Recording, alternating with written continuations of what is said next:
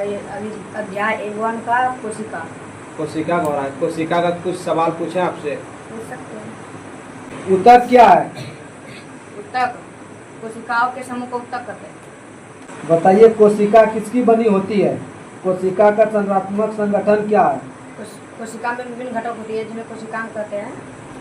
प्रत्येक कोशिका में प्लाज्मा, झिल्ली, केंद्रक तथा कोशिका द्रव होते हैं।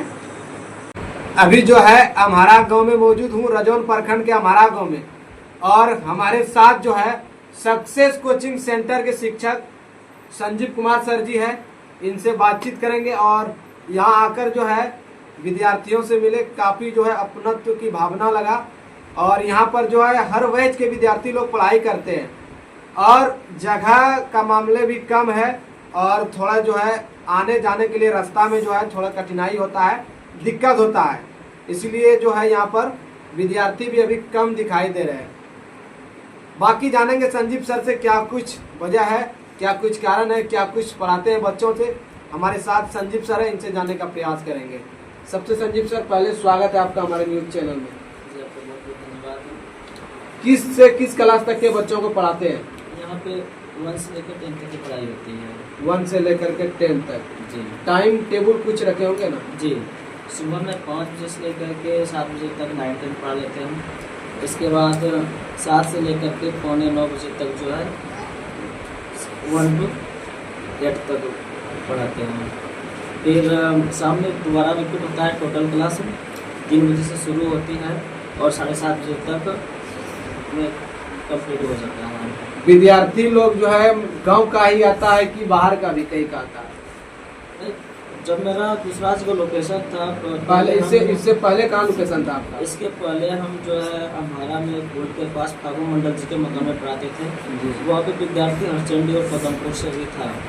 लोकेशन चेंज होने के कारण और रास्ता की कठिनाई होने के कारण जो है वो जो हरचंडी और पदमपुर के बच्चे आते थे वो अभी नहीं आ रहे हैं। लेकिन गाँव से यहाँ के समाज का, यहाँ के गार्जियन का और बच्चों का भरपूर सपोर्ट मिला है। हर एक वार्ड का बच्चा आता है यहाँ पर पढ़ाई करने? पूरे गांव से, हर टोले से, चाहे वो ताती वर्ग से हो या फिर कोयरी वर्ग से हो या फिर जाकर के हरिजन वर्ग से हो, मतलब पूरे समाज से उनको सहयोग मिल रहा है और हर जगह से बच्चे आ रहे हैं पढ़ने के लिए। और थोड़ा सा भी जाति भेद वो सब कहीं कुछ नहीं है। कोचिंग में प्रवेश करने से पहले देखे पोस्टर था डॉक्टर भीमराव अम्बेडकर जी का। इसका पोस्टर जो है देखते हैं आप रखे हुए हैं, क्या कुछ कारण है जो कि बाबा साहब का पोस्टर आप कोचिंग में लगाए हुए हैं? देखिए, बाबा साहब अम्बेडकर हमारे लिए भगवान है। हमको उनसे प्रेरणा मिलती है।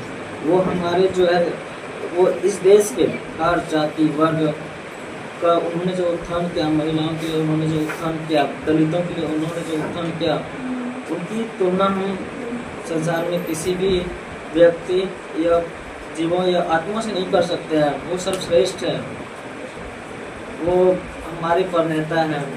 उनका हमेशा जो हम पूरा करते हैं।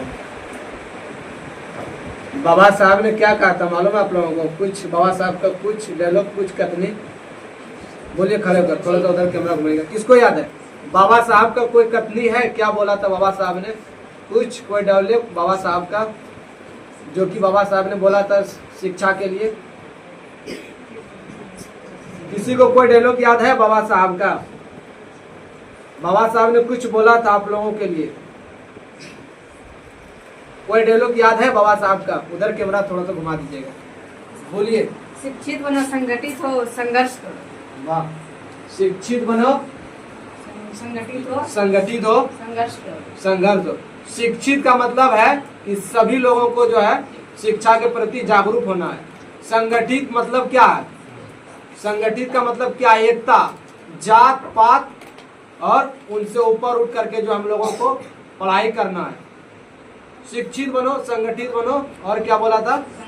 संघर्ष करो। संघर्ष का मतलब है मेहनत करो। जितना ज्यादा मेहनत करिएगा उतना ज्यादा आप लोग चमकिएगा।